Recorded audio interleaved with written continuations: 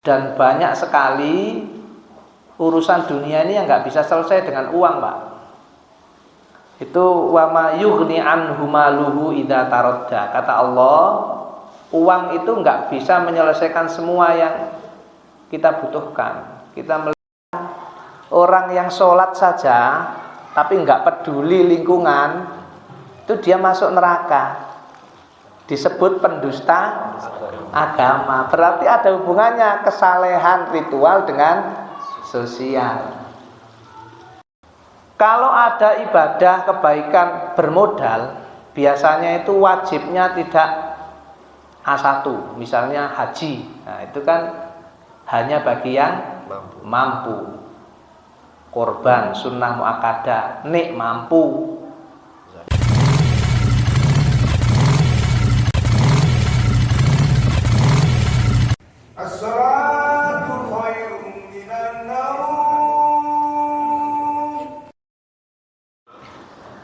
Bismillahirrahmanirrahim. Assalamualaikum warahmatullahi wabarakatuh.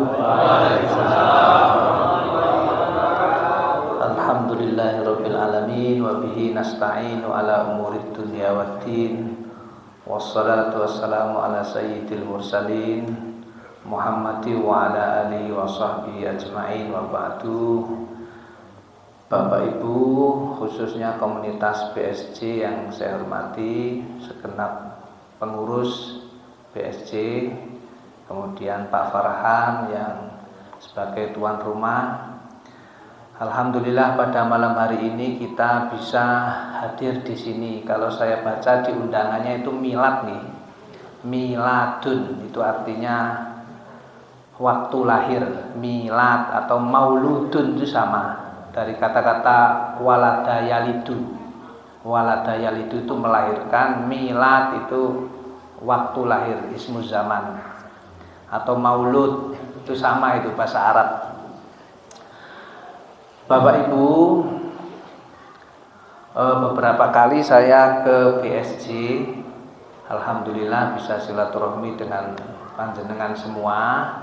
Pada malam hari ini kita mari belajar sedikit tentang makna kesalehan. Di dalam Al-Quran itu Bapak Ibu ada banyak sekali terminologi kebaikan. Ada ihsan, ada khairun, ada birrun. Salah satunya ada solihun, atau kita biasa menyebut soleh. Dalam bahasa Indonesia saleh. Nah, kebaikan-kebaikan ini maknanya beda-beda, karena bahasa Arab itu punya filosofi makna. Beda dengan bahasa Arab. Misalnya bahasa Arab, bahasa Indonesia misalnya bisa ular dengan bisa dapat, itu enggak ada filosofinya apa-apa. Tapi kalau dalam bahasa Arab itu beda, Pak. Kesolehan itu biasanya kebaikan yang dimotivasi oleh agama. Jadi orang soleh itu orang yang berbuat baik karena motivasinya itu ingin dapat pahala. Nah, perbuatannya itu biasanya membawa manfaat. Oleh karena itu, istilah soleh itu Bapak Ibu hanya milik orang Islam. Kalau non-muslim itu tidak boleh kita sebut soleh, karena sama-sama menyumbang masjid, niatnya orang non-muslim dengan muslim itu beda. Kalau orang muslim kira-kira menyumbang masjid itu karena ingin pahala, ingin dapat surga. Kalau non-muslim tidak ada niat itu. Berarti niat menyumbang masjid karena pahala, karena Allah, itulah namanya soleh. Gitu, Pak. Contoh yang paling gampang gini loh, Pak. Kalau kita puasa di bulan Ramadan, terus siang hari itu kita haus, masuk kamar membawa minuman. Kalau orang yang soleh dan beriman itu meskipun haus siang hari bulan Ramadan di kamar sendirian bawa air, kira-kira berani minum enggak? Enggak berani, karena dia yakin kalau saya minum puasa saya batal.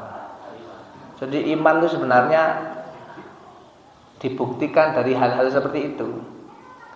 Meskipun nggak ada yang lihat tuh nggak berani minum, karena dia yakin kalau saya minum Allah tahu dan puasa saya batal. Orang yang soleh itu juga begitu. Terkadang dia bersedekah itu berat Pak, karena kehilangan harta kan. Bersedekah itu kan kita pakai uang, pakai harta. Tapi karena dia ingin berharap surga, sedekahnya itu dilakukan. Jadi kalau orang di luar Islam jangan disebut soleh, karena motivasi itu nggak akan ada. Nah tadi saya buka-buka sebentar sambil ngobrol dengan Pak Farhan tadi surat Al-Lail. Saya akan bacakan dan kita tafsirkan enteng-entengan. Tidak semuanya, nanti malah nggak selesai, potongan-potongannya saja. A'udzubillahi minasyaitonirrajim. Ada begini Pak di surat Al-Lail. Al-Lail itu artinya malam. Al-Lail itu malam. Itu nama surat. Dan tidak semua nama surat ada al-nya Pak. Al-Lail ada al-nya, tapi Quraisy tidak ada. Enggak boleh al-Quraisy, tidak ada. Enggak usah pakai al itu. Karena Quraisy itu nama suku. Sama dengan nama orang. Husnaini enggak boleh al-Husnaini, salah. Enggak boleh. Memang nggak ada alnya. Nah ini al-lail ini malam. Itu ada ayat begini. Fa'amma man a'ta wattaqo wa shaddaqa bil husna fasanuyassiruhu lil yusra. Itu kira-kira begini Pak. Orang-orang yang senang bersedekah dan dia percaya dengan balasan sedekah, maksudnya surga. Siapa saja, maksudnya orang Islam gitu. Dia senang bersedekah, senang berbuat baik, dan dia memang mengharap surga, mengharap pahala dari perbuatannya itu. Kata Allah, fasanuyassiruhu lil yusra. Maka pasti saya gampangkan hidupnya. Saya bawa orang itu ke arah kehidupan yang gampang, yang mudah, yang enggak banyak masalah. Inilah yang dijadikan dalil antara lain bahwa orang yang bersedekah itu dijauhkan dari masalah. Ini salah satu dalilnya. Dan kalau kita tarik ke dalam kehidupan yang lebih luas Pak, semua perbuatan baik itu pasti membawa kemudahan. Coba panjenengan perhatikan, sholat misalnya pahalanya gede, apalagi jamaah. Pakai modal uang? Tidak.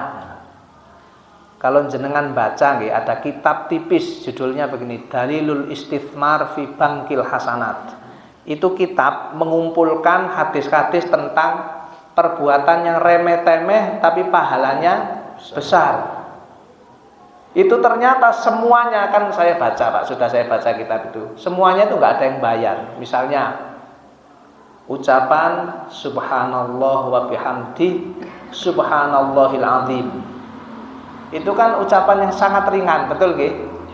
Dan enggak modal, tapi kata hadis itu mengguncangkan arsy.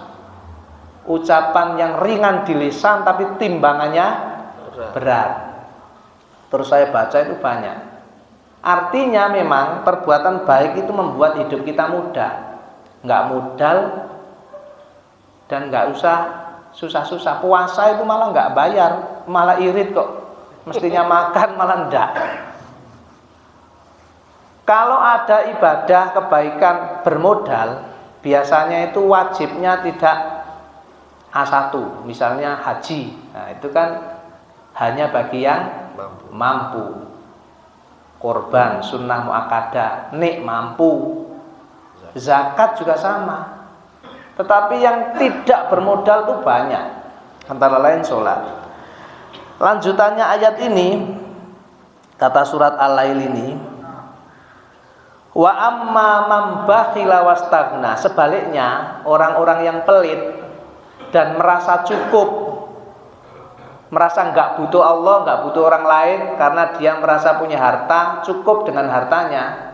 Merasa cukup di sini dalam arti negatif nggih, bukan dalam arti qanaah. Kalau qanaah itu baik, tapi ini istaghna. Istaghna ini semugih gitulah bahasa Arabnya. Kira-kira diterjemahkan, merasa cukup. wa kadzdzaba bil husna, dan enggak percaya dengan urusan akhirat. Berarti kebalikan yang pertama. Fasanuyassiruhu lil usra. Kata Allah, maka pasti saya giring dia kepada masalah-masalah. Berarti hidupnya itu dibuat susah, sulit. Orang makin pelit, makin jauh dari orang, itu rezekinya makin enggak ada. Contoh yang paling gampang kemarin Pak, waktu kita ada Covid. Kenapa banyak pengusaha bangkrut? Karena perjumpaan sesama manusia dibatasi. Sehingga rizki itu pintu-pintunya berkurang. Karena rizki memang dari Allah, tapi sarananya melalui manusia. Silaturahmi memperbanyak rizki. Nah, Covid mengharamkan atau melarang orang saling bertemu. Silaturahmi kan dibatasi, sehingga rizki kita itu macet. Ini makanan udah mulai keluar ini. Biasanya nggak fokus, tapi enggak apa-apa. Ini memang sambil santai tapi dapat gitu. Bapak Ibu, saya ingin membawa ayat ini bahwa kesalehan ibadah itu ada hubungannya dengan kebahagiaan hidup.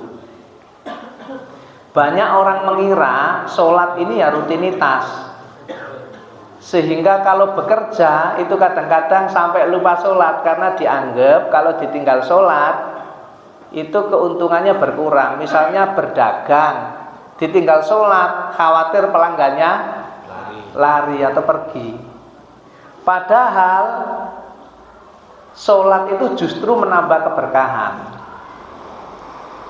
Dan banyak lagi itu contohnya. Misalnya ini ya, kalau orang itu terlalu pelit dan dia merasa bahwa dirinya itu cukup, nggak butuh yang lain dan nggak butuh Allah, kata ayat selanjutnya, wa ma yughni anhu maluhu idza taradda. Sesungguhnya harta yang dia kumpulkan itu nggak akan bisa bermanfaat. Kita sudah ditunjukkan banyak kasus Pak, di mana orang kaya tapi hidupnya nggak bahagia. Saya membaca P3K itu naik, banyak yang diangkat, tapi di saat yang sama kasus perceraian massal juga terjadi. Ternyata dengan diangkatnya sebagai P3K itu menimbulkan banyak problem. Yang perempuan merasa dikdaya mungkin, sehingga sudah nggak menganggap penting suaminya. Yang laki-laki pun merasa sudah uangnya lebih, terus macam-macam. Nah, ini tanda-tanda rizki tidak berkah. Tambah jumlahnya tapi kebahagiaannya berkurang. Kan banyak Pak. Kita dicontohkan, diberi contoh banyak sekarang ini kasus-kasus orang besar hidupnya jadi susah, dibicarakan orang di mana-mana, dan banyak sekali urusan dunia ini yang nggak bisa selesai dengan uang Pak. Itu wa ma yughni anhu maluhu idza taradda. Kata Allah, uang itu nggak bisa menyelesaikan semua yang kita butuhkan. Kita melihat ada artis namanya Tukul Arwana. Kurang apa itu orang kaya?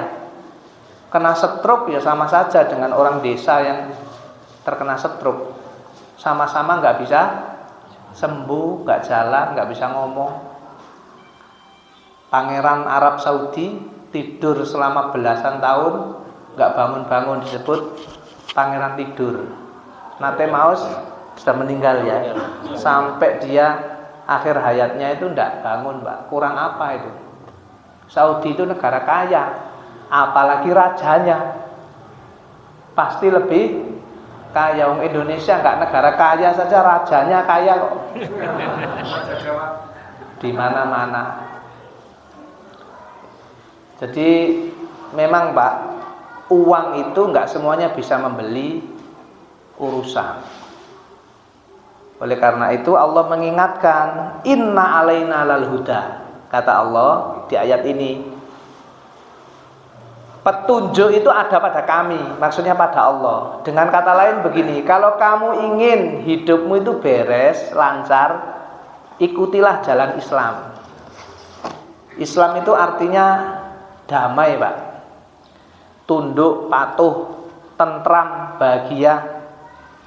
agama Islam itu membawa kita kepada ya kedamaian. Kalau ada orang beragama kok nggak bahagia, makin terpuruk.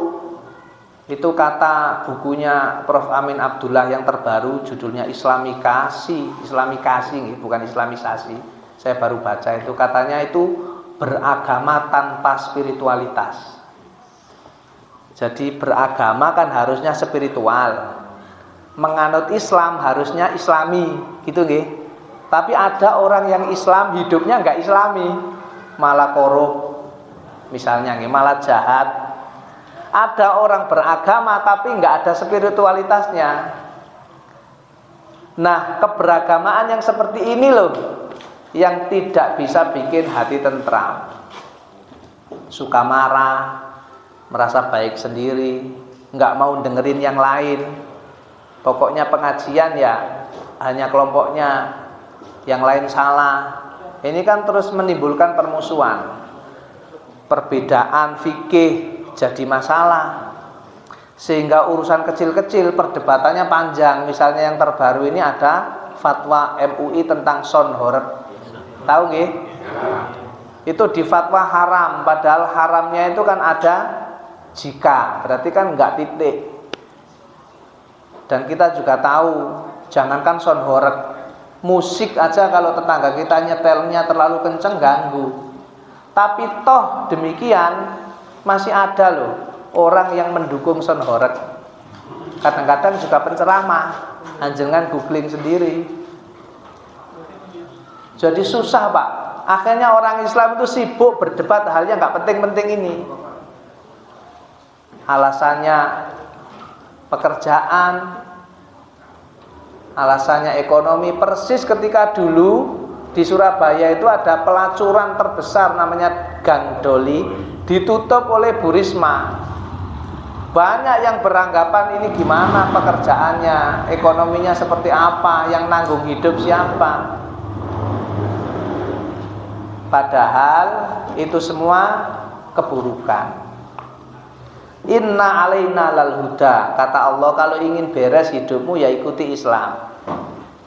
Ada hadis Pak disampaikan oleh Nabi begini, al ithmu mahaka fi qalbika. Ini terjemahan bebasnya begini Pak, kalau kamu berbuat dosa, kata Nabi, hatimu pasti tidak tenang, pasti gelisah. Haka itu artinya gatel Pak, maksudnya ya terganggu. Jadi kalau kita berbuat dosa, kata Nabi, pasti hati kita itu gelisah, gak tenang. Wa karihta an yattali'a alaihin nasu, kata Nabi, dan kamu pasti selalu was-was kalau kejahatan kamu itu diketahui oleh orang. Miras umpamanya nggih, sudah mahal, modalnya besar, minum juga was-was. Minimal kalau ketangkep polisi masuk pakem. Karena saya sering ngisi di situ, Pak. Sering ngisi di situ. Itu kasihan 5 tahun sampai 15 tahun, Pak, gara-gara barang seperti itu. Dan sakitnya kalau di penjara itu, Pak, saya pernah masuk kan, kamar per kamar tuh nggak ada satu ruang tertutup. Jadi kalau kamar mandi dan WC itu hanya disekat sak dengkul. Jadi kalau satu kamar 8 orang, kalau ada yang di toilet, ada yang berdiri, bisa lihat. Kenapa kok saya sampai sejauh itu? Karena di penjara itu nggak boleh ketemu pasangan, Pak. Nah kalau ada ruang tertutup, laki-laki kan bisa kreasi. Ini nggak ada, Pak, terbuka semua. Terus saya mikir, piye carane? Gitu. Iya kalau seminggu, ini 5 tahun, ada yang sampai 12 tahun.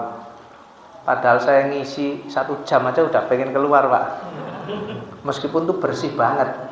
Nah ini contoh bahwa kejahatan tuh bikin hati tidak tenang. Mahaka fi qalbika, hatimu nggak tenang. Wa karihta an yattali'a alaihin nasu, dan kamu nggak seneng kalau diketahui orang. Sampai sekarang orang yang dibicarakan terus di berita-berita itu nggak tenang, Pak. Dirasani terus, dibully, itu sebenarnya nggak tenang. Ya kelihatannya saja tenang, aslinya enggak, Pak. Mana ada orang yang kalau dia tenang, anak istrinya pasti nggak tenang. Coba kita bayangkan, keluarga atau sanak kita yang jadi pejabat mamanya dibully orang tiap hari, kita gimana? Sakit Pak. Apalagi kalau itu bapak kita, ibu kita, anak kita. Nah, itu contoh bahwa keburukan itu nggak bisa bikin hati tenang. Kemudian wa inna lana lal akhirata wal ula, kata Allah, kalau kamu hidupnya itu sesuai agama, dapat petunjuk, akhirat dan dunia itu milik saya, kata Allah. Berarti kamu akan beres. Di dunia kamu nyaman, di akhirat juga aman. Kan hidup itu sebenarnya Pak. Nyari apa kita? Kita mau kaya itu kan supaya tenang dong sebenarnya. Pinter juga supaya tenang. Punya jabatan sebenarnya supaya tenang. Banyak contoh pejabat-pejabat yang baik banyak Pak. Yang programnya udah kita nikmati banyak. Pejabat yang baru jabat mikir ganti mobil ya ada. Bener Pak itu. Coba sekarang kita lihat misalnya kita Menteri Pendidikan Pak Mukti kan udah kelihatan Pak. Banyak sekali perubahannya. Jadi kalau kita perhatikan loh Pak. Kita harus merhatikan Pak gitu itu, harus baca. Jangan ignorant. Ignorant tuh EGP. Tidak boleh orang Islam tuh EGP, terus nggak peduli gitu, nggak boleh. Harus tahu berita, minimal ngerti lah. Sampai ada pemimpin jelek terpilih itu kan yang salah siapa Pak sebenarnya? Kita sendiri. Begitu kita dikuyo-kuyo baru nangis. Lah sing milih ya kita. Gara-gara kita nerima 100.000. Itu kan sebenarnya wajah pemimpin adalah wajah kita sebenarnya. Dulu Pak, ngapunten, sampai dulu masalah Ahok meluas itu kan karena sebagian besar kita itu ada yang nggak peduli. Begitu yang jadi kok itu baru kita bergerak. Nah sekarang udah banyak yang tercerdaskan. Makanya sebenarnya Pak, politisi itu harus rajin ke masjid kayak Pak Farhan ini sebenarnya. Ini bener nih, saya bukan kampanye. Bener Pak, politisi itu harus peduli kepada jamaah. Sering kelihatan di masjid. Orang tahu nang masjid tak mimpin rakyat piye. Kung merakyat tuh diketahui ini itunya itu antara lain dari masjid Pak. Tiba-tiba nggak pernah kenal rakyat jadi menteri kan bahaya Pak. Gak ngerti bau keringatnya rakyat, dia nggak tahu. Orang tahu sekolah tiba-tiba ngurusi pendidikan. Nah sing dipimpin ini profesor doktor pinter-pinter, dipimpin wong ora sekolah. Repot Pak, gak nyambung ya. Indonesia begitu. Nah mudah-mudahan nanti ke depan kita makin baik. Ada hubungannya Pak antara kesalehan agama dengan kehidupan sosial, itu ada hubungannya. Dalilnya ini tadi. Bahkan kalau panjenengan baca surat Ara'aital ladzi yukadzibu biddin Al-Maun nggih, niku diceritakan orang yang sholat saja tapi nggak peduli lingkungan, itu dia masuk neraka. Disebut pendusta agama. Berarti ada hubungannya kesalehan ritual dengan sosial. Banyak contohnya. Misalnya ada lagi di Al-Quran Pak, la tubtilu shadaqatikum bil manni wal adha. Ini kira-kira begini, kalau kamu bersedekah, sedekah itu kan baik. Jangan kamu batalkan pahalanya dengan ucapanmu. Bil manni itu mengungkit-ungkit, wal adha dan menyakiti hati yang terima. Kira-kira beginilah, kalau mulutmu bensin, meskipun sedekahmu banyak, nggak jadi apa-apa, gitulah kira-kira. Menyakiti orang itu sosial atau ritual? Sosial, gitu. Sedekahnya itu ritual. Banyak ayat-ayat gitu itu, apalagi hadis. Nah, sekarang kita penting untuk meraba-raba Pak Bu, bahwa kadang-kadang kehidupan kita itu susah gitu ya. Misalnya ekonomi sulit, kadang masalah ada saja. Itu jangan-jangan karena imbas dari kesalehan ritual kita yang dipermasalahkan. Contoh yang paling gampang gini loh Pak.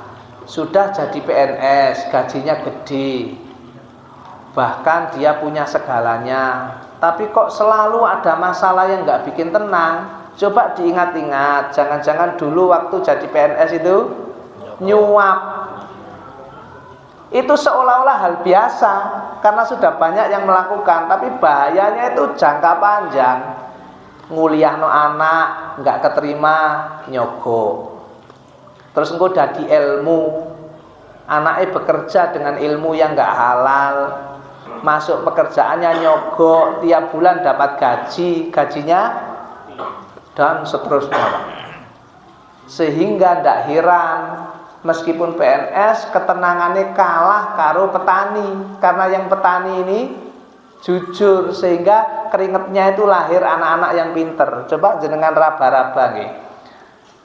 Pegawai itu Pak, kalau dia itu nggak nyaman, Sabtu Minggu itu kan refreshing. Nah, berarti Senin sampai Jumat itu apa? Stres. Padahal gajinya besar. Jadi kalau ada libur panjang itu luar biasa girangnya. Jenengan bandingkan dengan petani, gajinya kecil tapi setiap hari berangkat ke sawah senyum Pak, dengan hati yang riang gembira ngobrol-ngobrol. Padahal itu kalah gajinya dengan yang pegawai tadi. Nah jangan-jangan lebih bahagia petani ini Pak. Yang saya omong bukan soal petani atau pegawai, tapi bagaimana kita menjalani profesi tadi itu. Bukan berarti harus jadi petani semua, ya enggak harus, bukan itu konteksnya. Sama dengan Al-Quran ketika ngomong fawailul lil musallin, itu bukan berarti sholat saja yang dimaksud. Idza nudiya lis sholati mi yaumil jumu'ati fas'au ila dzikrillah. Bukan berarti begini, kalau sudah dengar adzan sholat Jumat saya harus segera ke masjid. Bukan, ya semua adzan. Gitu Pak, jangan memahami dalil itu apa yang tersirat itu, tersurat itu, enggak. Bahaya kalau gitu Pak. Diawur pokoknya ngono ya ngono ndak. Yang dimaksud semua sholat. Kalau sudah ada azan kita disuruh segera berhenti terus sholat Pak. Kalau bisa berjamaah Pak. Kalau ndak bisa sendiri tapi segera. Jangan ditunda. Fawailul lil musallin itu artinya apapun yang kita kerjakan, bahkan sholat, ibadah yang paling top, tapi kalau kita jahat sama orang itu nggak akan bisa mengantarkan kita ke surga, gitu loh kira-kira. Jangan wala taqrabu zina, yang nggak boleh kan mendekati, tapi kalau berzina kan boleh, ya repot. Nggak gitu Pak, itu namanya ngawur. Dan banyak orang yang melintir gitu itu Pak. Coba undang-undang dan lain sebagainya, kalau jenengan mendengar perdebatan di TV, ada orang melakukan kejahatan katanya harus ada mens rea atau enggak untuk dipenjara dan disebut korupsi. Itu kan bingung jadi Pak, karena ditafsiri macam-macam. Kan saya dengerin, meskipun saya nggak ahli hukum ya dikit-dikit ngerti lah Pak. Saya semua tak dengerin Pak. Tukang batu aja tak dengerin. Ini kok temboknya gini, kenapa? Padahal saya nggak ngerti. Tapi dengan begitu saya tambah ilmu Pak, tak dengerin. Mahasiswa saya tak dengerin, anak saya tak dengerin. Kok nangis, kenapa di pondok gak kerasan, apa masalah, tak dengerin. Terus tak ukur-ukur awakku dewe. Oh iya pancen ini ada gini. Tapi jangan dikasih bensin anak itu. Oh iya ancen koncomu, enggak. Harus diukur terus dikasih nasihat yang baik. Nah kadang-kadang orang tua itu suka ngasih bensin loh Pak. Anak bertengkar gitu. Anak bertengkar, ini hubungan sosial kan. Anak bertengkar, sebenarnya kita tahu mana yang salah. Terus kita bilang, gak usah dibahas lah, nanti malah jadi urusan orang tua. Itu salah. Justru harus dibahas supaya anak ini berlatih tahu mana yang benar, mana yang salah. Kenapa anak nakal? Karena dia nggak pernah tahu ini salah, ini benar. Anak bawa pacar ke rumah, karena anaknya sopan, kita nggak marah. Padahal itu fatal ini. Harusnya kita marah Pak. Marahnya gimana? Ya mungkin kita ambil fasilitasnya, kita hukum. Karena ini fatal. Kok bawa pacar ke rumah? Fatalnya banyak, melanggar agama, kamu nggak menghargai orang tua, kamu sudah melangkai aturan RT RW, kamu sudah enggak sopan, tandanya macam-macam. Nah, sering kita marah enggak itu kan karena kita direspon sopan sama anak. Anak merokok tapi pakai bahasa kromo inggil ke kita enggak marah. Padahal merokok ini salah fatal. Ini gejala, kecuali yang sudah terlanjur ya piye maneh. Iki bibit Pak anak ini. Nah, kadang kita itu nggak bisa menurunkan ini masalah ritual ke sosial ini, kadang kita gagal sehingga anak itu nakal, susah diatur karena nggak pernah tahu. Sementara kalau kesalahannya nggak fatal kita malah marah, misalnya memecahkan piring gitu aja marahnya luar biasa, padahal enggak. Ya kita harus tahu, Bapak Ibu. Jadi kita bisa meraba-raba. Mudah-mudahan semua yang kita tahu dan kita yakini bahwa di dalam ajaran agama itu akan membawa dampak. Perintah misalnya, semua perintah itu baik, Pak. Nggak ada perintah agama yang jelek. Sebaliknya, kalau larangan itu pasti buruk. Hanya dalam fikih ada bedanya, Pak. Kalau perintah itu dikerjakan sesuai kemampuan kita. Misalnya sholat berdiri kalau sehat, kalau sakit boleh dengan duduk, berbaring. Semua perintah itu dikerjakan biqadri istita'atikum. Kita mampunya kayak apa? Ittaqullaha mastata'tum. Sak mampu kita. Semuanya. Makanya kan puasa kan kalau haid boleh, bahkan harus batal, nanti ganti. Tapi kalau batalnya itu karena hamil atau menyusui, nggak usah ganti, cukup bayar fidyah, titik. Kalau nanti nggak puasanya karena nifas, ganti. Tapi kalau nifas sambung menyusuinya fidyah. Jadi puasanya jadi nggak wajib. Kalau musafir juga begitu. Cuman ada bedanya. Kalau musafir itu rukhsah. Rukhsah itu boleh diambil, boleh tidak. Boleh puasa, boleh tidak. Tapi kalau haid, nifas ini tadi bukan rukhsah, itu manik. Manik itu artinya terlarang memang jenengan karena haid, karena nifas nggak boleh puasa. Ini harus dipahami, Pak. Karena kalau manik dipahami rukhsah, nanti keliru kabeh. Ada yang berpendapat haid dan nifas ora apa-apa poso, toh masih mampu. Seperti halnya musafir, beda. Nek musafir itu rukhsah, boleh diambil, boleh tidak. Tapi kalau haid dan nifas manik, bukan rukhsah. Manik itu berarti jenengan justru haram kalau tetap berpuasa. Jelas niki nggih? Nah, nanti kita juga bisa tahu, oh ini anak salah. Dikasih tahu. Nanti akhirnya anak paham. Bertengkar sama temannya dikasih tahu, nak yang ini nggak bener, nggak boleh. Kamu kalau bercanda jangan melorot celana misalnya, itu nggak boleh. Dikasih tahu. Anak bawa pacar juga dikasih tahu, tapi karena ini fatal ya agak tegas, mungkin motornya diambil. Dah mulai sekarang kamu nggak usah pakai motor. Terus mungkin uangnya dikurangi, tapi kadang kita nggak begitu, Pak. Malah anaknya difasilitasi masuk rumah. Ingah-ingih nggak kerja, bawa perempuan. Terus begitu nanti ada terjadi macam-macam, kita baru nangis, padahal kita sendiri yang kasih jalan. Dipahami maksud kula nggih, Pak nggih? Banyak kasus seperti itu, Pak. Istri juga begitu. Istri wangel karena suami nggak pernah menunjukkan. Istri ini golek-golek warisan, dikasih tahu, "Dek, gini nggak boleh. Warisan tuh nanti haknya kita, kalau orang tua udah nggak ada, nggak usah kamu cari, nanti akan dikasih. Sementara ada saya yang menanggung nafkah kamu," gitu. Istri tenang. Ojo malah suami ini ngomong, "Iku kae ambilen piye?" Banyak, Pak, kasus gitu itu. Saya tuh sering memahami anak nakal karena orang tuanya nggak menjelaskan. Ora ana ceritane wong tua bener anake nakal. Ana ning saiki sing akeh iku nek anak nakal mesti wong tuane ya ngono iku, Pak. Istri sing wangel karena bojone pancene ya ngono, sing lanang iki malah curhat sing lanang iki. Iki piye ya? Ora ana duit. wah kae tanah sing kae malah curhat sing lanang. Jangan Pak, ini hidup-hidup begini ini nanti nggak berkah. Nah mudah-mudahan dengan ngaji kayak gini Pak, semua yang kita ambil dari Al-Quran dikit banyak, 1 ayat 2 ayat, monggo kita terapkan. Nah barangkali ada yang ingin disampaikan atau didiskusikan, saya persilahkan Pak. Saya khawatir kalau saya ngomong terus kedawan terus jenengan sebel gitu. Oke, monggo silakan diskusi atau tanya jawab. Terima kasih Ustaz untuk kajian ya pada malam hari ini. Belum selesai Bapak Ibu, jadi nanti masih ada kelanjutan dari kajian pada malam hari ini.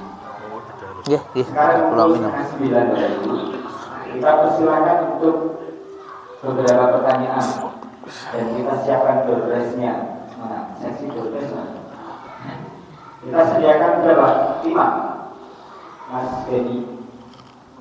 Oke, monggo Bapak Ibu yang mau bertanya 1 lagi. Oke, dari warga sini monggo Bapak Ibu. Oh iya 1, langsung sekedar kumpulkan dulu. Porsinya 1 ada lagi monggo Bapak. Ada lagi dari Ibu. Malah dapat dari orang luar. Kok bisa? Nah, mungkin ada ya. Saya dikirimi Pak, minta. Masalah anak boleh. Monggo. Ada. Oh 2. Lagi. 3. Lagi. Yang itu Ibu. Ada enggak? Oh 3 dulu ya. Monggo. 3 dulu. Monggo kita silakan Bapak. Di sini saya akan bagaimana sikap kita supaya hidup kita itu tenang. Baik, supaya hidup tenang. 1 pertanyaan. Mana tadi? Nah ini. Iya, monggo Bapak. Dari mana Bapak? Oke, terus monggo.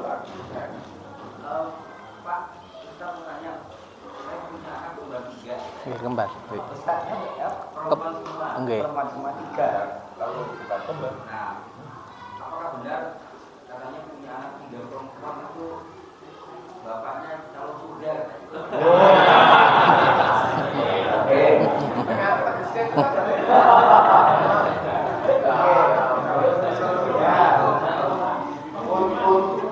Cukup 1. Oke, pertanyaannya punya putri 3 semua, itu apakah terjamin bapaknya masuk surga? Pertanyaan yang luar biasa. Tadi, yang ini Bapak, monggo Bapak. Assalamualaikum warahmatullahi wabarakatuh. Waalaikumsalam warahmatullahi wabarakatuh. Di sini sekarang itu bagaimana mengajak anak-anak remaja kita itu untuk mau ke masjid? Bagaimana mereka yang paling tepat? Terima kasih. Oke, mengajak remaja di daerah sini supaya suka masjid, gitu ya, baik.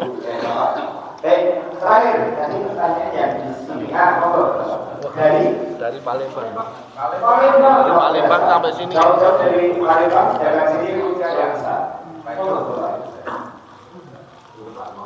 Assalamualaikum warahmatullahi wabarakatuh. Waalaikumsalam warahmatullahi wabarakatuh. Mau tanya Pak, itu kalau kita sholat ke masjid itu lebih baik itu apa itu berwuduknya dari rumah atau berwuduknya di masjid Pak? Baik, terima kasih. 4 pertanyaan. Langsung kita berikan doorpress-nya. Ya, Mas Pur. Oh, 1 orang 2 luar biasa. Nih, berarti beras sama. Oke, berarti beras sama ada bantal, ada sajen dan HP ada nggak? Oke, tugas Mas. Satu-satu aja diratakan. Satu beras. Satu-satu aja biar merata. Oh, Satu aja. Biar merata. Oke. Masih banyak kok? Iya. Masih banyak kok? Oh iya. Oh iya. Iya, nggak apa-apa. Dua Pak. Masuk dua ini. Iya. Nah, ada beras, ada dibakar ya. roti bakar. Terus apa lagi Pak? Nah ini beras kalian saja beras. Yang dari mana Pak? Dari Palembang. Batak kan? Ya. Saja sama. Oke. Yang Bapak asli sini yang tadi yang bertanya tentang bagaimana mengajak remaja untuk suka di masjid. Batak. Terus itu. Alhamdulillah. Nggih. Nggih, matur nuwun Bapak Ibu. Jadi pertama nggih, masalah ketenangan itu banyak dikaji di dalam Al-Qur'an, misalnya ala bizikrillah tatmainnul qulub misalnya ya. Tapi ada satu hadis yang Rasulullah itu langsung memberikan tips yang gampang kita ikuti meskipun yang lain banyak. Misalnya ada hadis qad aflaha man aslama wa ruziqa kafafan tsumma qannahu Allah taala bima atahu. Ini Rasulullah memberikan tips, ada 3 hal yang bisa membuat diri kita itu tenang, bahkan termasuk orang yang beruntung. Meskipun yang lain ada banyak ya, termasuk di surat Al-Mu'minun juga ada. Pertama, di hadis ini dijelaskan oleh Rasulullah, kalau ingin beruntung, tenang, bejo, itu harus kita mengikuti jalan Islam. Jadi kita taat kepada agama. Kalau taat kepada agama itu berarti hidup kita lurus. Jenengan kita sudah tahu mana yang halal, mana yang haram itu tahu sebenarnya. Yang menjadi masalah kan karena kita nggak melakukan. Tapi kalau yang halal haram itu tahu, sudah tahu. Jenengan yang merokok itu juga tahu. Kalau merokok itu nggak baik itu tahu sebenarnya. Cuman nggak bisa menahan. Makanya hukum rokok kan ada puncaknya haram, rendahnya makruh. Nah banyak orang nggak tahu kalau makruh dan haram ini sama-sama di ruangan larangan. Cuman yang makruh itu larangannya rendah, haram pol gitu. Tapi keduanya itu di kolam yang sama itu, kolam hukum larangan, tingkatannya saja yang beda. Nah, jadi Islam, kita mengikuti ajaran Islam itu bisa membuat kita tenang. Yang kedua, ruziqa kafafan, kita itu bekerja sewajarnya.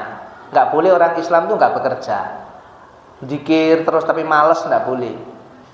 Ternyata mencari nafkah itu juga bisa menghadirkan ketenangan bagi laki-laki. Mencari nafkah itu harga diri.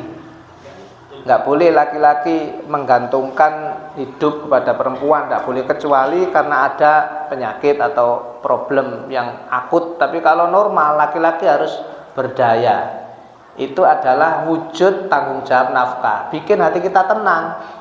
Kenapa ada menantu yang diatur terus sama mertuanya? Ya karena semua dari mertua. Kalau nggak akan, paling hanya bisa usul orang tua. Keputusan ada di tangan pasangan istri dan suami itu. Nggak bisa orang tua, apalagi mertua ngatur, nggak bisa. Karena kita berdaya. Tapi kalau semuanya dari orang tua, ya pasti mobil dari sana, bikin rumah orang tua, ya pasti diatur. Itu konsekuensi. Tapi kalau ndak, orang tua itu hanya akan usul. Nah itu yang kedua. Berarti kalau ingin tenang ya berdaya, bekerja semampunya.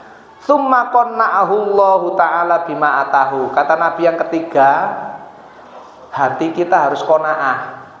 Seberapapun kita dapat, ya itulah rezeki kita. Kalau begitu tenang, ibadahi bener, bekerja sakwajare, terus atrine nriman, qanaah. Qanaah itu terima sedikit dirasa banyak. Dia meskipun gajinya 15 juta, hidupnya bahagia dibanding yang gajinya 2 juta tapi mengeluh terus. Itu berarti qanaah. Enggak apa-apa, gaji 15 juta itu boleh saja asalkan hati kita nerima. Daripada gaji 2 juta tapi tiap hari mengeluh kan malah itu enggak enak. Jadi itu Pak salah satunya. Pertama mengikuti ajaran Islam, bekerja dan qanaah. Itu jawaban Bapak menyangkut ketenangan. Selain itu masih banyak. Masalah anak perempuan memang ada hadis riwayat Ahmad Pak. bahwa dulu ini hadis konteksnya adalah pada zaman Rasulullah itu pembunuhan terhadap anak perempuan itu merajalela karena aib. Sebaliknya pada zaman Fir'aun itu laki-laki yang dibunuh karena dikhawatirkan menumbangkan kekuasaannya. Nah pada saat itu Nabi bersabda, tapi ini hadis di riwayat Ahmad. Ahmad itu berarti bukan di kitab Sahih Bukhari, tapi di bawahnya. Kan yang pertama kitab itu Sahih, yang kedua Musnad, Sunan dulu, terus Musnad. Nah katanya kalau orang punya anak perempuan, menyayanginya, dia tidak membunuh, bahkan tidak merasa malu, maka orang ini adalah calon penghuni surga. Bahwa 1, 2, atau 3 saya belum pernah baca hadisnya kalau itu.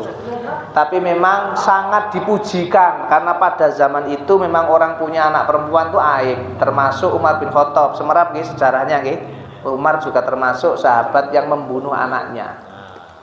Nah, jadi hadis itu asbabul wurudnya karena melawan arus zaman yang rusak pada waktu itu, yaitu menghidupi laki-laki dan membunuh perempuan. Kemudian, nah masalah wudu Pak, yang saya tahu itu ada 2 hadis. Pertama, amalan yang menyelamatkan kita dari api neraka itu isbahul wudu alal makarih, yaitu kita menyempurnakan wudu meskipun musim berdiding, meskipun kita itu nggak seneng males, tapi kita wudu beneran, itu kita dijauhkan dari api neraka. Termasuk menjaga wudu. Menjaga wudu itu berarti kentut wudu lagi, kentut wudu lagi. Kalau wudu ke masjid, apakah di rumah atau di masjid saya belum pernah baca. Barangkali ada yang tahu hadisnya ya silahkan. Tapi setahu saya wudu yang baik itu bukan di masjid atau di rumahnya, tapi yang pertama harus sempurna. Isbahul wudu, harus beneran wudunya. Sempurna adalah airnya kena semua bagian. Yang kedua, sering-sering berarti dijaga. Dan jangan lupa ada sholat sunnah 2 rakaat setelah kita berwudu. Namanya sholat sunnah wudu. Panjenengan kalau mau melaksanakan ya setiap habis wudu itu ya, misalnya di masjid monggo. Sholat sunnah boleh di mana saja Pak, nggak harus di masjid. Wudu juga boleh di mana saja. Tapi barangkali ada yang pernah membaca, oh harus di masjid. Saya belum nemu itu. Itu Pak jawaban saya. Terus yang terakhir tadi masalah anak. Kalau saya itu tipe orang yang berpikir dari dalam keluar Pak. Saya itu bukan tipe orang yang berpikir jauh-jauh yang rumit-rumit, enggak. Jadi kalau saya ingin mengubah buruk menjadi baik, saya mulai dari keluarga. Minimal kalau misalnya sekampung itu males, ada 3 keluarga saja yang mengajak anaknya ke masjid dan menjadi baik. Paling tidak 3 keluarga mengurangi kejahatan di kampung, kan begitu. Karena kalau berpikir besar itu bukan tugas saya, tapi tugasnya pemerintah. Ya betul Pak, termasuk presiden. Kita nggak punya kekuatan Pak. Misalnya miras di kampung, jenengan buyarkan, susah. Tapi kalau lewat DPR atau lewat pemerintah setempat gampang. Nah masalah sholat gimana? Ya kita tunjukkan saja kepada anak-anak kita, cucu-cucu kita bahwa sholat berjamaah tepat waktu itu penting. Nanti anak akan melihat Pak. Anak kita sendiri maksudnya. Mereka akan melihat setiap hari kita kasih tahu, kita ajak. Mungkin anak orang lain belum tergerak, tapi kan minimal anak kita. Karena memang sholat ini bukan aturan kayak undang-undang gitu Pak, yang nggak mau ke masjid. Dan memang susah sampai sekarang Pak, karena gerakan ke masjid itu dari rumah. Bayangkan itu anak-anak, kalau orang tuanya nggak peduli. Dan kalau kita belum bisa seperti itu Pak, minimal kalau berbuat nggak baik jangan tahu anak. Misalnya merokok ya, merokok ini kita belum bisa berhenti. Waktu subuh juga kita belum bisa ke masjid. Kalau bisa jangan sampai ketahuan anak di depan mata, supaya anak itu nggak terracuni. Benar Pak. Jangan sampai seorang bapak atau ibu tanginya bangunnya susah di depan anak, apalagi yang bangunkan anak. Naudzubillah itu. Wibawanya orang tua jatuh kan karena sering-sering gini nih, sehingga anak itu nggak mau. Anak itu Pak, kita marah aja sudah ngerti, nggak usah ngomong itu anak udah ngerti. Kalau sudah tahu orang tuanya, tahu anak itu, oh ini bapaknya marah itu tahu. Nggak usah harus bentak-bentak. Pulang dari kantor, sumpek dilampiaskan ke anaknya, jangan. Gara-gara anaknya belum mandi, wah cang, nggak usah gitu. Anak itu kita datang aja belum mandi, kita tegur baik-baik, anak sudah tahu. Nggak usah, ini gini nggak usah. Jangan suka marahi anak langsung, apalagi marahi istri malah jadi masalah. Nggak usah, nggak akan selesai, malah panjang lebar. Atau marahi suami juga sama. Suami jangan diingatkan di depan anak, jatuh nanti harga dirinya. Diingatkan berdua, ya di warung atau di yang jenengan yang tahu di kamar. Jangan menegur suami depan menantunya, jangan. Itu nggak baik, pasti nanti akan jadi masalah. Nah gitu-gitu mudah-mudahan kita bisa belajar. Saya kira itu Pak. Jadi kalau ngajak anak di kampung saya nggak bisa jawab, tapi ayo kita mulai dari anak kita sendiri. Terima kasih atas jawabannya yang luar biasa. Ibu sudah pas ya pertanyaannya. Oke, matur suwun. Selanjutnya. Ya, sudah. Nah, kita terus lagi. Berarti tidurnya di tempat Nih, apa ya? Bukan di sini bukan ya. Yang pertama, jamaah yang Panitia. boleh kita Kalau yang bagasi peserta 300 yang itu kan datangnya belum masjid pagi. ini Oh. dengan jalan Ini kaki. panitia toh lah. Kebanyakan panitia. Siapkan. Pak, berdiri. Yang nginep juga sebagian peserta ada yang nginep. Tapi yang paling banyak besok pagi kan? Kan ada bupati ya. Ada bupati tak bisa lagi? Ada. Nah, iya. Satu biar rata. Masih ada? Masih ada. Foto di sini perempuan anak jenengan nggih. Yang foto profil anak jenengan nggih. Pas telepon tadi saya kan kaget iki sapa wedok tibakno Pak Farkan. Kan anak jenengan tuh itu. Yang mana ya? Awalnya kan foto perempuan itu. Oh, Bang. Iya, sekarang ganti. Tapi tadi pertama muncul gambar perempuan. Saya kaget. Siapa ini? Tak kira mahasiswa. Mana ya? Oh, sekarang udah ganti. Masih ada? Masih enggak? Mas ini loh Pak Muazin ini kasih Pak Muazin. Wah kasih bantal. Pak yang jual madu nih sini. Pak Supardi. Oh, Pak.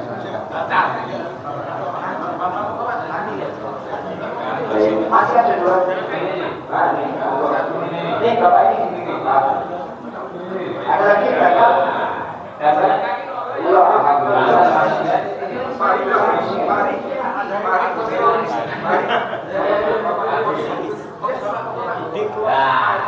Iya. Oke, baik. Terima kasih. Kursi buat masjid. Oh boleh. Terasnya kurang. Oh, siap. Oke, atensi. Tinggal atensi sebagai hadiah utama. Untuk Iya. untuk masjid.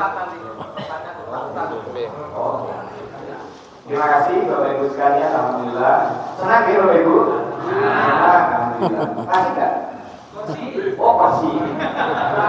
Ada sebenarnya Ustaz atas tausiahnya. Masih ada pertanyaan? Boleh enggak pakai hadiah? Oke, enggak pakai hadiah. 1 Saya pakai hadiah. 2 3 4 5 6. Oh, sampai ini. Singkat-singkat nanti dibaca. Sampai jam 9.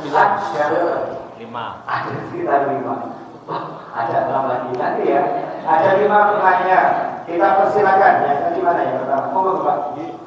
Assalamualaikum warahmatullahi wabarakatuh. Assalamualaikum warahmatullahi wabarakatuh.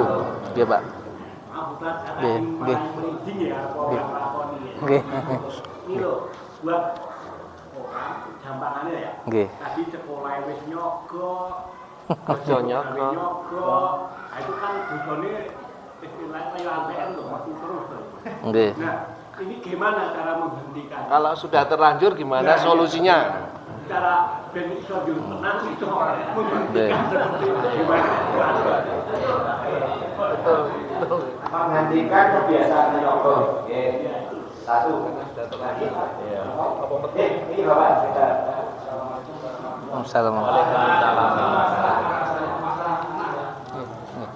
Di luar kecil anak saya tuh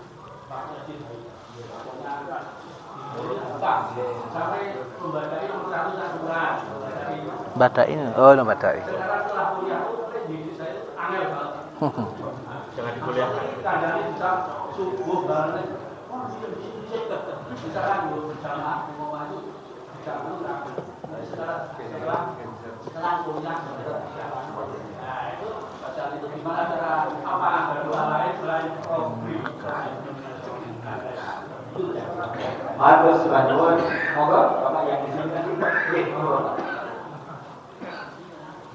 Iya, saya ingin tanyakan. Saya pernah baca dalam hadis itu bahwa tingkatan masuk seseorang, tingkatan surga seseorang itu disebabkan dia membaca Qurannya pada saat dia kemudian yang saya tanyakan bagaimana kalau orang atau untuk orang yang tidak beri maksudnya dayanya lemah sehingga dia tidak bisa menghafal Al-Quran. Terima kasih. Baik, sampun. Monggo Anis. Nggih. Salam nggih. Nggih. Sering dikatakan bahwa sholat sendirian itu mempunyai nilai pahala yang berbeda ya. Disebutkan dalam sholat berjamaah itu 20 itu derajatnya itu apakah kayak derajat sudut gitu atau bagaimana derajatnya? Saya mau nyuruh saudara gitu aja. Monggo yang ini Bapak. Waalaikumsalam. Yang ingin saya pertanyakan satu mengenai bacaan sholawat. Iya. Banyak kalau dulu kan aku belajar memang itu pakai Allahumma sholli ala sayyidina Muhammad. Tapi akhir-akhir ini sering terdengar katanya yang pakai sayyidina itu tidak diperbolehkan, hanya boleh Allahumma sholli ala Muhammad. Nah itu untuk kebenarannya gimana? Baik, Terima kasih. Assalamualaikum Warahmatullahi wabarakatuh. Iya, monggo. Assalamualaikum warahmatullahi wabarakatuh. Orang itu menyampaikan sesuatu misalnya kita punya mobil mewah atau rumah mewah itu dengan disolawatin. Apakah cara tersebut itu tepat ya Ustaz atau mungkin ada cara lain agar dua kita terlibat? Bisa semua kalau Sampun nggih. Ya matur nuwun, nanti saya jawab singkat terus diakhiri nggih. Pertama, sebenarnya Pak, dosa apapun, mau nyogok, mau apa saja itu adalah dengan cara tobat. Nah, di dalam Al-Qur'an disebutkan begini, wa'at bi'is sayyi'atal hasanata tamhuha. Jadi kalau kita udah kadung berbuat jelek, misalnya nyogok tobatnya antara lain dengan memperbanyak kebaikan untuk menutupi yang ini. Jadi wa'at bi'is sayyi'atal hasanata tamhuha. Mungkin karena saya kadung nyogok, mungkin tobatnya kan nggak bisa diulang nih, ngelamar lagi. Wis kadung ya, dengan cara tobat yang benar dan ibadahnya diperbaiki, termasuk kalau misalnya sumbernya uang, berarti ya kita tebus dengan mungkin banyak sedekah. Kayak gitu. Jadi semua dosa, kesalahan itu bisa hapus dengan kebaikan. Itu kata Al-Qur'an nggih, bukan hanya nyogok ya, apa saja. Misalnya kita sudah biasa dolim ya, mudah-mudahan kita bantu dengan sering memudahkan urusan orang. Seperti itu, Pak. Enggak ada di dalam Islam itu wis kadung enggak bisa ditebus, enggak ada. Wong dalam hadis itu membunuh 99 orang saja meninggal di jalan diukur sama malaikatnya. Ternyata perjalanannya menuju taubat ini lebih dekat, maka dia masuk surga. Yang kedua, tadi ada ya sebenarnya anak mau kuliah, mau mondok, kadang-kadang memang ada Pak yang di luar kemampuan kita, ternyata ini anak susah diingatkan. Itu kata Al-Quran, innaka lan tahdi man ahbabta. Ini sama dengan dulu Rasulullah itu punya paman yang sangat baik, selalu membela. Faktanya meninggal dalam keadaan kafir. Rasulullah sedih. Persis dengan kita mendidik anak udah berusaha banget. Yang tahu berusaha siapa? Ya kita sendiri dan Allah. Tapi anaknya kok nggak sesuai harapan. Kata Allah, kamu nggak akan bisa ngasih petunjuk kepada kebaikan. Jadi tugas kita hanya menyampaikan, berusaha Pak. Memang semua sama dengan guru, murid, dosen kan begitu. Kalau ada mahasiswa, misalnya saya kan dosen UI Pak, ada mahasiswa UI begini-begini itu nangis aslinya Pak. Kok begini ya? Tapi gimana lagi? Mau di depan kita misalnya jilbaban, di luar kan belum tentu Pak. Kan kita nggak tahu. Tapi niat tulus kita Allah udah catat. Udah ngasih tahu. Kok di luar masih pacaran? Kecuali kalau malah pacarannya sama dosennya, berarti dosennya yang salah. Gimana ini seorang dosen kok malah aneh-aneh? Tapi kalau kita berusaha, Allah Maha tahu Pak. Mudah-mudahan anak Bapak terus didoakan aja Pak. Doa banyak Pak, nggak harus dengan bahasa Arab. Panjenengan bisa berdoa dengan bahasa sendiri. Ya Allah, mudah-mudahan pintu hati anak saya dibuka, gampang menerima nasihat dan seterusnya. Dan nggak usah dibentak-bentak Pak. Anak nggak usah ditungkul-tungkul gitu, nggak usah. Nanti mudah-mudahan dibuka oleh Allah. Nah, kemudian masalah selanjutnya surga. Gini Pak, memang surga itu disebutkan banyak di dalam Al-Quran. Yang paling tinggi Jannatul Firdaus misalnya ya. Tapi kita nggak usah mikir itu. Jangankan kita yang nggak hafal Al-Quran, kita yang nggak bisa ngaji, tapi kita seneng dengan orang ngaji, Allah tahu Pak. Allah akan ngukur daripada ini ngajinya lancar tapi nggak pernah baca Al-Quran. Beda dengan yang mungkin nggak bisa ngaji, ingatannya lemah, tapi dia ada niat. Innamal a'malu binniyati, yang diukur pahalanya itu niatnya Pak. Niatnya kemudian dikerjakan. Ada Profesor UIN yang kaget ketika melakukan riset, banyak sekali anak-anak hafal Al-Quran di Indonesia, tapi ternyata ditanya artinya nggak ngerti. Nah, saya wis biyen Prof nguniku, wis seru aku. Artinya banyak kita itu hafal ini hafal itu tapi nggak ngerti. Artinya memaknai itu jangan dilupakan. Menghafalkan bagus, tapi harus ngerti. Oh, artinya Al-Quran itu petunjuk. Ini kita nggak ngerti artinya, nggak dapat petunjuk, hanya dapat pahala. Meskipun menghafalkan juga bagus, tapi harus dibarengi dengan mengerti artinya. Gimana kalau nggak bisa menghafalkan? Allah Maha tahu. Mungkin panjenengan sering dengerin ngaji karena memang nggak bisa, nggih, membacanya pelan-pelan. Insya Allah pahalanya itu Allah akan sudah menetapkan. Kita nggak usah khawatir Pak. Termasuk derajat, nggih. Derajat atau apapun ya, pahala-pahala dalam Islam itu kalau kita buka syarah hadis itu namanya busro, berarti kabar gembira. Artinya itu pendekatan kualitatif, kita nggak bisa ngukur. Langit misalnya ada 7 lapis, masuk kaya kue, enggak. Ya wallahu a'lam. Tingkatan derajat orang berjamaah dan sendirian maksudnya adalah yang berjamaah itu dapat busro, dapat kabar gembira, pahalanya gede gitu Pak. Tapi kalau derajatnya seperti apa, wallahu a'lam. Itu hanya kalau ada ustadz yang bisa menerangkan tuh yakin otak atik matuk, itu nggak akan ada dalilnya. Piye carane menerangkan? Nggak bisa. Itu hanya busro. Seorang istri masak kemudian ngasih takjil, pahalanya sama dengan orang berpuasa tanpa mengurangi pahala yang puasa, itu busro. Bukan berarti nggak usah puasa terus gitu saja, gitu loh Pak. Itu busro. Nah, sering orang Islam itu baca qul huwallahu ahad ta'dilu thulutsal Quran, sama dengan baca 10 juz Al-Quran. Terus dianggap nek khataman cukup qul huwallahu ping 3. Enggak begitu, itu busro. Artinya kamu baca qul huwallahu ahad saja dinilai segitu gede, apalagi baca semua, gitu loh Pak. Niku nggih, jadi derajat juga sama. Kita nggak tahu, tapi yang jelas Allah ngasih busro. Kemudian masalah Sayyidina Pak. Sayyidina itu memang tambahan Pak. Sayyidina itu artinya ya penghormatan. Di dalam tradisi Arab itu nggak ada Sayyidina. Misalnya manggil Muhammad ya Muhammad, Allahumma sholli ala Muhammad. Karena tradisi Pak, Mbak, Bude itu orang kita.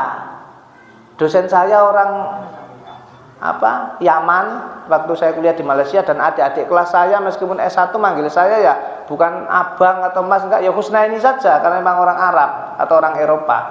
Kalau profesor panggil profesor. Sini kan nggak pantas Pak Prof. Pak. Nah, sholawat pada dasarnya memang nggak ada Sayyidina, tapi karena ditambahi lit tahrim lin Nabi supaya kita menghormati, itu ndak apa-apa. Tapi jangan dibaca waktu sholat, memang betul. Jadi kalau sholat itu jangan pakai yang ada Sayyidina, karena Sayyidina itu tambahan, Pak. Sama dengan doa itu, Pak. Jenengan punya doa banyak toh, ingin beli tanah, ingin ini, ingin itu, kumpulkan, baca semua setelah salam. Jangan dibawa masuk ke sholat. Sholat paketnya memang itu, nggak usah ditambah kurangi. Punya doa banyak, setelah salam wirid sebentar. Nah di situ, ya Allah mudah-mudahan saya cepat dapat mantu. Nggak apa-apa, ganteng, yang penting mapan. Jadi nggak usah rumit-rumit cari menantu. Yang penting mapan, meskipun dia ganteng nggak apa-apa. Nah dibawa di situ. Nah Sayyidina juga begitu, Pak. Panjenengan boleh sholawat ditabui pakai musik, pakai Sayyidina, pakai alunan macam-macam, tapi tolong itu di luar sholat. Itu namanya ad-du'a ulil mas'alah, boleh, Pak. Tapi kalau dalam sholat jangan, karena sholat itu ad-du'a ulil ibadah. Sholat itu doanya udah paket ibadah, jangan ditambahi. Gak usah pakai Sayyidina, khawatir ternyata itu nggak ketemu dalilnya gitu loh, Pak. Tapi kalau ada yang tetap mantep saya pakai Sayyidina, ya monggo saja. Oh mantep ki repot, Pak. Ono sing wedok wis dikandani gak oleh khotib, ono sing mantep malah dikon khotib kok. Wis karepmu, tapi setiap fatwa nanti dia akan dimintai pertanggungjawaban. Makanya saya mengkritik ada ustadz yang ceramah, ditanya jamaah, "Boleh ndak ustadz? Saya itu mendem tapi sholat." Ustadznya jawab, "Boleh." Ya nggak apa-apa, tapi nanti ditanya malaikat, "Lapo kon kok jawabmu niku?" Wong suci adalah syarat sah sholat. Iki ono sholat mendem dijawab boleh, ya nggak apa-apa. Tapi pasti jawaban jenengan nanti ditanya pertanggungjawabannya. Gitu. Kalau saya nggak berani, Pak, saya pilih yang aman-aman. Nek jenengan nanya saya, boleh nggak mendem sholat, ora oleh. Wong mendem ini najis kok. Tapi nek sholat rokokan boleh. Cuman ya rapi. Sholat kok rokokan? Rokokan ya sebelum sholat, gitu loh, Pak. Baunya dibersihkan. Dan yang terakhir, Pak, ya memang gini, Pak, kiai dulu itu gini loh, Pak. Awakmu duwe penyakit, wocon bacaan iki ping 1000.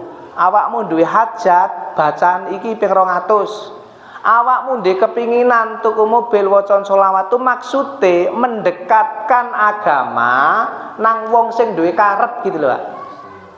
Itu memang nggak ada dalilnya, tapi supaya kita iku timbang kepingin nggak bisa ditahan ngomong sing ora-ora, mending maca sholawat. Ada kiai seperti itu namanya Pak Abdul Ghafur, Pak, di tetangga desa saya di Pondok Sunan Derajat. Ini ana wong sakit gigi, Pak, dikasih sholawat wocon ping 300. Ya nggak sembuh, tapi karena sibuk maca sholawat lali dengan sakit giginya gitu loh, Pak. Itu baiknya kiai dulu, biasanya dari NU yang pinter kayak gitu, Pak. Sama dengan sholawat itu, opo salahin jenengan pengen beli mobil, tanah, disolawati terus ora kabul kepinginane dapat pahala sholawati gitu loh, Pak. Ada kiai masih hidup sekarang, punya pondok Al-Islah, namanya Kiai Haji Dawam Soleh. Itu kiai saya. Kalau dia ingin beli tanah, Pak, datang ke tanahnya itu ditahajuti. Apa terbeli tanahnya, Pak? Enggak, belum tentu, tapi dia minimal dapat pahala. Kok ngono ya terserah. Sama dengan Pak Ghafur tadi, punya utang, punya sakit gigi, wocon sholawat iki ping 1000, moco terus akhirnya hilang, Pak, sakit gigi ini. Nah itu pintere kiai zaman dulu, kira-kira gitu, Pak. Jadi nanti monggo panjenengan sholawati. Demikian, terima kasih, mohon maaf salah khilaf nggih. Saya bilang udah jam 9, ini pas jam 21.00. Akhirul kalam, assalamualaikum warahmatullahi wabarakatuh. Alhamdulillah. Banyak sekali